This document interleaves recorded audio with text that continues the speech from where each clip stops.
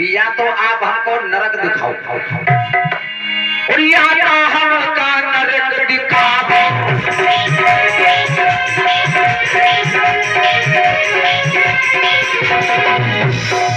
या तो हमका नरक दिखाओ, नहीं तो हम सदैव बचाओ, नहीं तो हम सदैव बचाओ।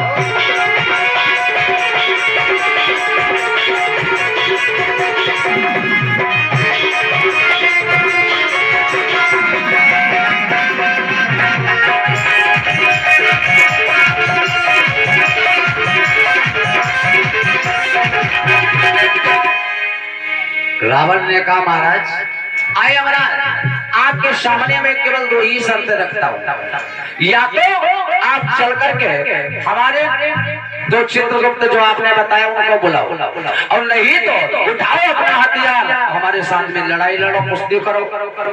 यमराज ने मन में विचार किया रावण से लड़ना अच्छी बात नहीं है, लड़कर के जीत नहीं पाएंगे, कोई बात नहीं। और उसी समय पर यमराज ने आदेश दिया तो रावण ने क्या देखा कि सामने से दो चित्रगुप्त दौड़े चले आ रहे हैं। सबसे पहले वो व्यक्ति आया है जिसके हाथ में केवल एक डायरी और कलम पकड़े हुए हैं।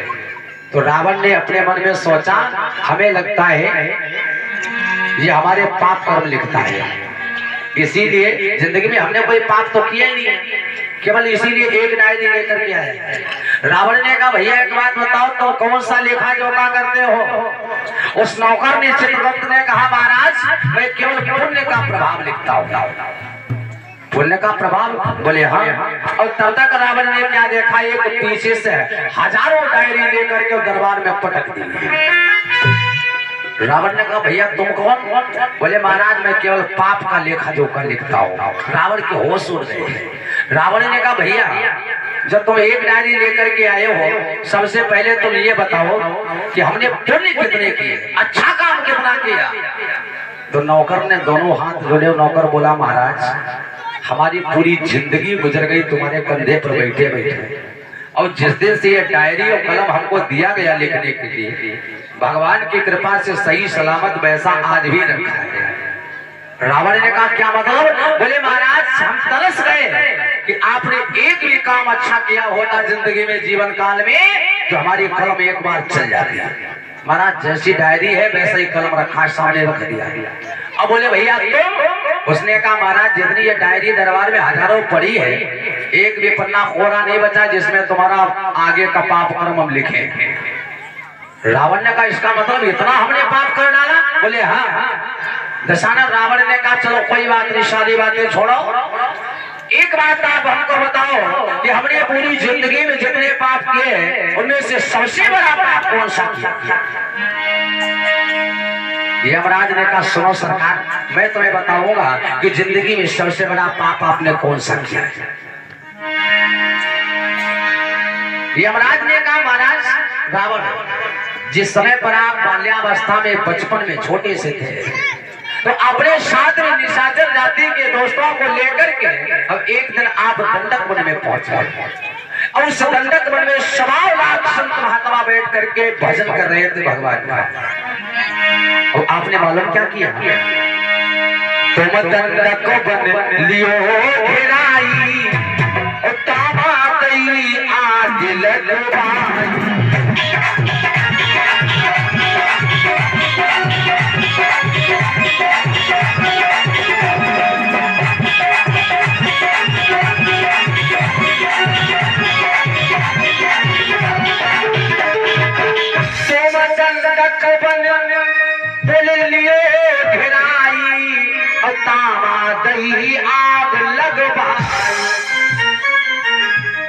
जो दंडक वन में 1.25 लाख महात्मा बैठ करके एक साथ में एक जगह पर जो भजन कर रहे थे, और आपने चारों तरफ से दंडक वन को घिरवा लिया और महाराज आपने उसमें आग लगा दी।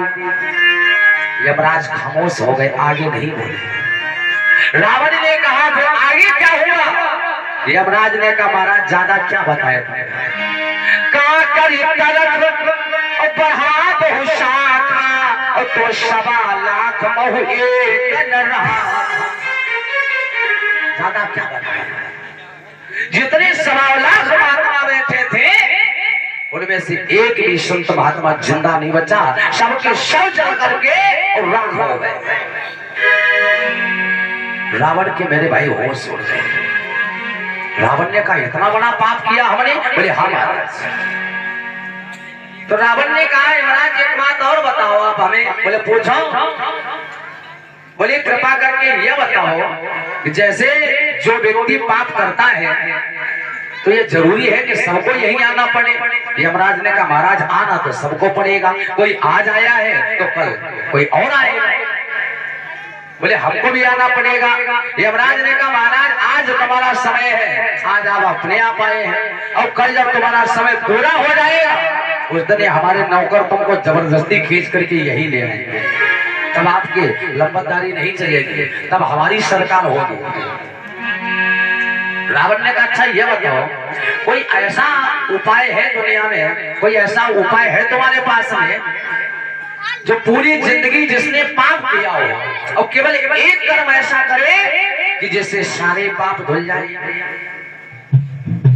यमराज ने कहा जिंदगी भर तुमने पाप किए और आज आप चाहते हैं एक कर्म करने से पाप धुल जाए? बोले हाँ एक उपाय ऐसा है जिससे तुम्हें हमारे नरक में नहीं आना पड़ेगा। आपने इतने पाप किए कोई बात नहीं, लेकिन महाराज हमें लगता है आप कर नहीं पाएंगे। बोले क्यों? आप बताओ तो सही, ये करना न करना हमारी जिम्मेदारी है। यमराज ने कहा महाराज सुनो, अगर आप जाकर के राम जी के चरण पकड़ ले और राम जी के चरणों में जाकर के अपना मन लगाए और अपने पापों से तौबा कर ले, राम जी की शरण में अगर आप चले जाएंगे, भगवान कहते हैं, भगवान कन्हैया ने गीता में कहा है ऐ अर्जुन सर्वधर्मान परित्यज्य मामेकम शरणं व्रज, जो दुनिया के सब सहारे छोड़कर मेरी शरण में आ जाता है मैं ऐसे भक्तों को अपनी गोद में उठा लेता हूँ। और तुलसी बाबा लिखते मानस में सुनो मुनि तो कहो सहरोसा भजई जो मोहि तजी सकल भरोसा। मोहि जब ही अगर हमारे सामने जिसने करोड़ों पाप किए हैं और एक बार जीवन में हमारा नाम लेता हमारे सामने आ जाता है तो मालूम क्या होता है? बोले जन्म कोटि अघनाश होता वही, करोड़ों जन्मों के पापों को मैं नाश कर देता हूँ। रावण ने कहा महाराज एक